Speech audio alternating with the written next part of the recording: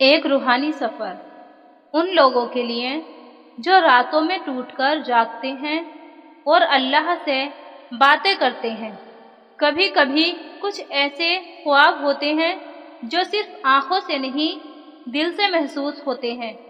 ایسا لگتا ہے جیسے اللہ کچھ کہنا چاہتا ہے، بہت نرمی سے، بہت قریب سے، جیسے وہ کہہ رہا ہو میں ہوں تیرے ساتھ۔ زیادہ تر لوگ خوابوں کو ایک سوچ، ایک کلپنا سمجھتے ہیں، لیکن جو لوگ اللہ سے جڑے ہوتے ہیں وہ جانتے ہیں خواب کبھی کبھی اللہ کا جواب ہوتے ہیں۔ قرآن میں اللہ نے حضرت یوسف علیہ السلام کو خوابوں کی تعبیر سکھائی۔ سورہ یوسف میں لکھا ہے، اور ہم نے یوسف کو خوابوں کی تعبیر سکھائی، یعنی خواب ایک علم ہے، اور جب کوئی دل سے دعا کرتا ہے تو اللہ اسے اس علم کا حصہ بنا دیتے ہیں۔ کبھی کبھی خواب صرف تھکاوٹ کا اثر ہوتے ہیں، لیکن کچھ خواب اللہ کی طرف سے ہوتے ہیں۔ جب کوئی روز تہجد میں اٹھتا ہے، جب کوئی ہر سجدے میں بس ایک ہی نام لیتا ہے، جب انسان صرف اللہ سے امید لگا کر بیٹھا ہو تو اللہ جواب دیتا ہے خواب کے ذریعے۔ ایک بہن کا قصہ سنیے۔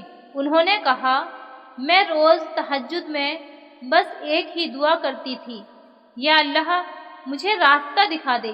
ایک رات خواب میں دیکھا ایک نور سے بھرا راستہ ہے، اور اس راستے کے آخر میں ایک انسان سجدے میں جھکا ہوا ہے، جس پر آسمان سے روشنی برس رہی تھی۔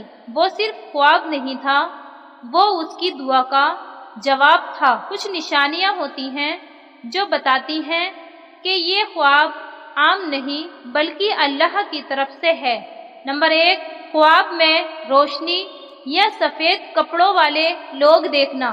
نمبر 2، کوئی بزرگ، ولی یا نبی پاک کا دیدار ہونا۔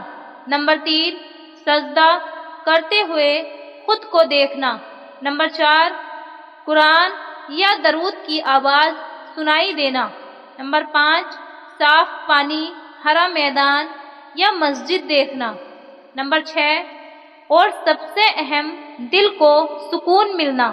اگر کوئی خواب آپ کو اللہ کے اور قریب لے جائے تو سمجھ لیجئے وہ صرف خواب نہیں، اللہ کا تحفہ ہے۔ بہت لوگ کہتے ہیں میں اسے بار بار خواب میں دیکھتا ہوں، کیا اللہ اسے میرے لیے قبول کر رہا ہے؟ میں کہتی ہوں، اگر اس انسان کو خواب میں دیکھ کر آپ کا دل سجدے میں چلا جائے تو سمجھ لیجئے وہ محبت نہیں، روحانی رشتہ ہے۔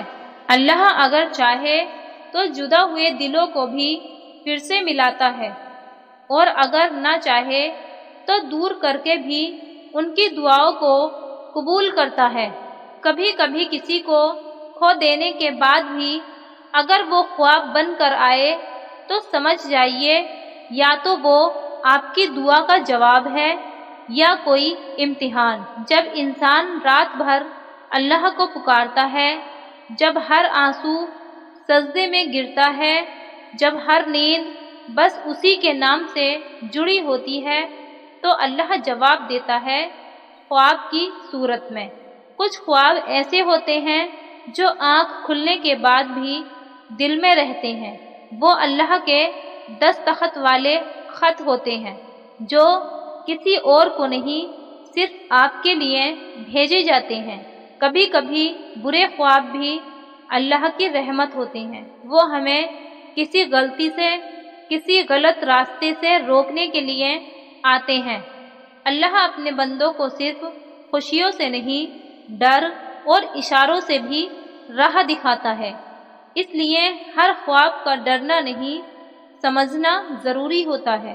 اگر اللہ نے آپ کو کوئی ایسا خواب دکھایا ہے جسے دیکھ کر آپ رو پڑے یا سجدے میں گر گئے تو وہ خواب نہیں، رب کا جواب ہے۔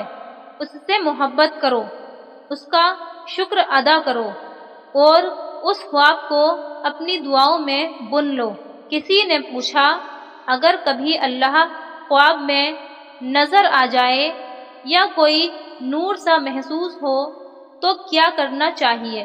تو بس یہ کہنا، یا اللہ تو یوں ہی میرے قریب رہنا، چاہے میری دنیا سنور جائے یا نہیں، کیونکہ جس نے تجھے خواب میں پا لیا اس نے زندگی کا سب سے حسین لمحہ پا لیا۔ جو خواب آپ کو اللہ سے جوڑ دے وہ سب سے سچا ہوتا ہے، جو دل میں روشنی بھر دے وہ سب سے روحانی ہوتا ہے، اور جو سجدے میں گرا دے وہ ایک پیغام ہوتا ہے۔ اگر آپ نے بھی کبھی کوئی ایسا خواب دیکھا ہو جو آپ کے دل کو چھو گیا ہو تو نیچے کمنٹ میں لکھیے سبحان اللہ۔ اور اگر آپ چاہتے ہیں کہ یہ روحانی پیغام ان تک بھی پہنچے جو راتوں میں ٹوٹی ہوئی دعاؤں کے ساتھ اللہ کو پکارتے ہیں تو اس ویڈیو کو شیئر ضرور کریں۔ اور اگر آپ روحانی باتوں کے ہمسفر بننا چاہتے ہیں تو وقت آزمائش چینل کو سبسکرائب کریں۔ آپ کی اپنی بہن، ہر خواب میں اللہ کا نور محسوس کرنے کی دعا کے ساتھ۔